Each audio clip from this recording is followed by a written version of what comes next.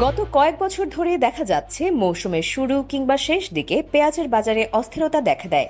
তখন প্রতি কেজি পেঁয়াজ কিনতে হয়েছে 50 টাকা থেকে শুরু করে 100, এমনকি 200 টাকার কাছাকাছি দামে।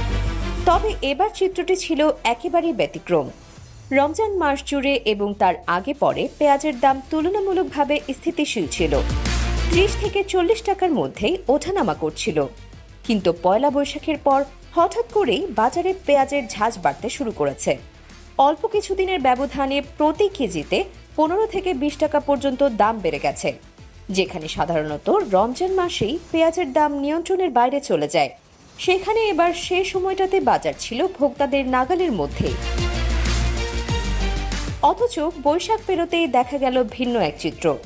বাজার সংশ্লিষ্ট সূত্রে জানা গেছে, রাজধানীর বিভিন্ন বাজার ঘুরে দেখা যায় দেশি হালি পেঁয়াজ খুচরায় বিক্রি হচ্ছে 55 থেকে 70 টাকায় প্রতি কেজি দরে। তবে খুচরা বিক্রেতারা বলছেন, দাম বৃদ্ধির পেছনে তাদের কোনো ভূমিকা নেই।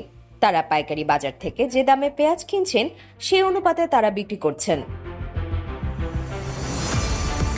অন্যদিকে পাইকারি পর্যায়ের ব্যবসায়ীরা বা আড়তদাররা ভিন্ন ব্যাখ্যা দিচ্ছেন। তাদের দাবি, এবার মৌসুমের শুরুতে মুড়ি কাটা পেঁয়াজের ন্যায্য মূল্য না পেয়ে কৃষকরা চরম লোকসানে পড়েন। ফলে তারা বাজারে পেঁয়াজ সরবরাহ না করে অনেকেই মজুত রাখার কৌশল অবলম্বন করছেন। এর ফলে বাজারে সরবরাহ কমে গেছে এবং সেই ঘাটতির প্রভাব পড়ছে পাইকারি, খুচরা সব পর্যায়ে। হঠাৎ করে এমন মূল্য বৃদ্ধিতে সাধারণ ভোক্তারা দারুণ বিপাকে পড়েছেন। অনেকেই অভিযোগ তুলছেন, বাজারে আবারও নতুন করে একটি সিন্ডিকেট সক্রিয় হয়েছে, যারা কৃত্রিম সংকট তৈরি করে অতিরিক্ত মুনাফা অর্জনের লক্ষ্যে পেঁয়াজের দাম বাড়াচ্ছে।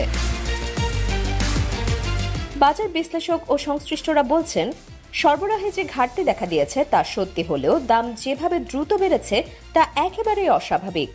তারা মনে করছেন, বাজারে আবারও অসাধু ব্যবসায়ীদের কারসাজি শুরু হয়েছে।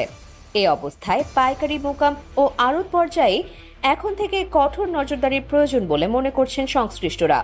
তা না হলে ভবিষ্যতে পেঁয়াজের দাম আবারও সেঞ্চুরি ছুঁয়ে যেতে পারে, যার পুরো চাপ পড়বে সাধারণ মানুষের ঘাড়ে।